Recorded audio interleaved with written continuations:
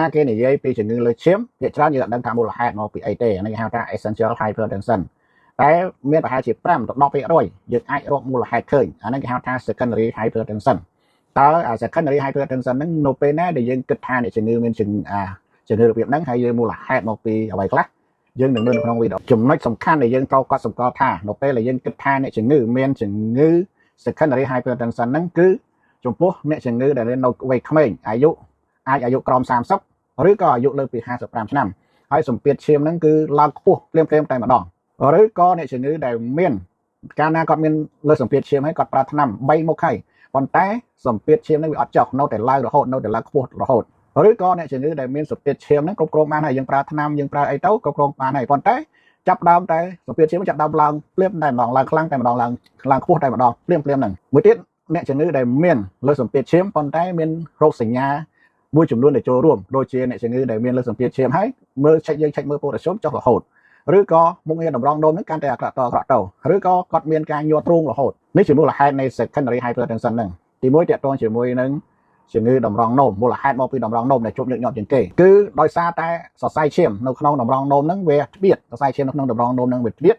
អ្វីដែលយើងត្រូវកត់សម្គាល់បើសិនជាយើងយក stato ទៅស្ដាប់នៅពោះនៅម្ដុំអាឡែងតម្រងនោមហ្នឹងយើងសូរសំឡេងដូចជាសំឡេង bruk ពេលដែលយើងប្រើថ្នាំគឺមុខងារតម្រងនោមហ្នឹងវាចុះលឿននឹងជាពិសេសអាក្រេតានីនឡើងលឿនអញ្ចឹងន័យថាក្រេតានីនឡើងមុខងារតម្រងនោមថយចុះចំពោះអ្នកជំងឺដែលយើងប្រើពពួកថ្នាំគេហៅថា ACE inhibitor ឬក៏ពពួក ARB មួយទៀតជំងឺតម្រងនោមរ៉ាំរ៉ៃខូចតម្រងនោមរ៉ាំរ៉ៃដែលយើងត្រូវកត់សម្គាល់ដោយថាមានក្រេតានីនឡើងខ្ពស់ហើយនឹងមានប្រូតអ៊ីនក្នុងទឹកនោមឬក៏ទឹកនោមប្រៃហ្នឹងមួយទៀតគេហៅថា polycystic kidney disease ហ្នឹងបែរតម្រងនោមហ្នឹងវារាងដូចជា kiss ដូចដែលផ្លែទំពាំងម៉ាជូរនេះក្នុងតម្រងនោមរបស់យើងហ្នឹងទី2មូលហេតុមកពីក្រពែងអង់ដូគ្រីនមូលហេតុរបស់វាមាន primary hyperaldosteronism ឬក៏ Cone syndrome អាហ្នឹងអ្វីដែលយើងគិតទៅដល់គឺអ្នកជំងឺដែលមានលើសម្ពាធឈាមហើយនឹងប៉ូតាស្យូមចុះរហូតហើយអាចមាន metabolic acidosis មួយទៀតគេហៅថា pheochromocytoma អ្វីដែលយើងគិតទៅដល់ជំងឺហ្នឹងបានន័យថាអ្នកជំងឺហ្នឹងឧស្សាហ៍ឈឺក្បាលបាត់មានញ័រទ្រូងហើយនឹងសម្ពាធឈាមឡើងខ្ពស់ហើយនឹងបែកញើសរហូត Cushing syndrome ហ្នឹងអ្វីដែលយើងគិតដល់គឺអ្នកជំងឺដែលមានថត់នៅកណ្ដាលថត់ក្បាលពោះឬក៏មុខដូចជាព្រះច័ន្ទហើយមានឡើងសង្វាហើយនឹងអ្នកជំងឺដែលប្រើពពួកថ្នាំកុកទីកូអ៊ីតជំងឺក្រពែងទៀតអ៊ីត hyper ឬក៏ hypothyroidism ហ្នឹង